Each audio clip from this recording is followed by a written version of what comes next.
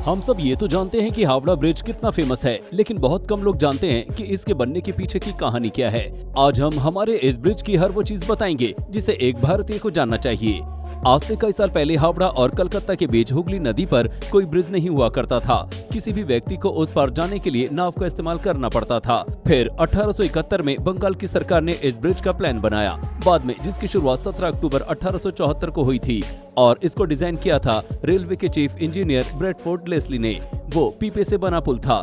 इस पुल का पूरा निर्माण पीपों पर किया गया था। इसकी लागत 22 लाख और जिसकी लंबाई 1528 फीट थी और चौड़ाई 62 फीट। यूं तो ये पुल सिर्फ 25 सालों के लिए बनाया जाना था, मगर ये करीब 74 सालों तक अस्तित्व में रहा। इसके बाद 1906 में स्टेशन के निर्माण से इस हावड़ा ब्रिज पर आवाजाही ज्यादा ही बढ़ गई, जिसकी वजह से पीपो से बने इस पुल को ज्यादा समय नहीं रख सकते थे, क्योंकि आवाजाही से इस पुल पर वजन बढ़ने लगा था। इस वजह से इस पुल की जगह तैरता हुआ ब्रिज बनाने पर अमल किया गया, लेकिन उस समय पहला विश्व युद्ध हुआ, जिसके कारण इस ब्रिज का निर्माण नहीं हो सका। फिर इसके कुछ साल बाद 1922 में न्यू हावड़ा ब्रिज के कमीशन का गठन किया और इस नए हावड़ा ब्रिज के लिए टेंडर जारी किया गया, जिसके बाद ये काम Braithwaite Burn and Joseph construction company को सौंपा गया।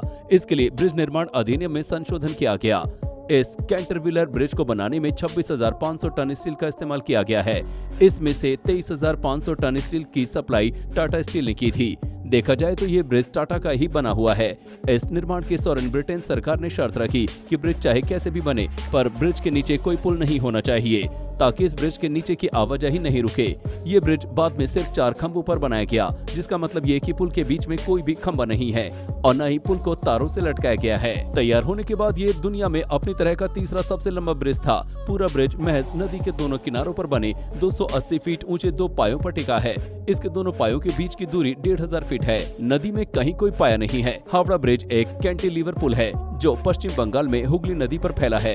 ये ब्रिज अपने आप में ही एक अजूबा है कि पुल बिना खंभों और तारों के एक सदी से खड़ा है। इसके हैरान करने वाली बात यह है कि इसके निर्माण में स्टील की प्लेटों को जोड़ने के लिए नट बोल्ट का इस्तेमाल नहीं किया गया, बल्कि धातु की बनी कीलों यानी रिवेट्स का इस्तेमाल किया गया है। इसके निर्माण के समय ये तीसरा सबसे लंबा कैंटिलीवर पुल था। अनुमान ये है कि इस बड़े पुल के निर्माण की राशि 333 करोड़ रुपए थी। द्वितीय विश्व युद्ध के दौरान जापानी सेना ने इस ब्रिज को नष्ट करने के लिए भारी बमबारी की थी, लेकिन संयोग से ब्रिज को कोई नुकसान नहीं पहुंचा। इस पुल से प्रतिदिन लगभग 1 लाख वाहन एवं 1.5 लाख पैदल यात्री हुगली नदी को पार करते हैं, जो पश्चिम बंगाल के 2 प्रमुख शहरों कोलकाता एवं हावड़ा को जोड़ता है। पुल का उपयोग करने वाला पहला वाहन पहले ट्राम था, जिसके बाद ट्रैफिक बढ़ने के बाद ट्राम पर रोक लगा दी गई।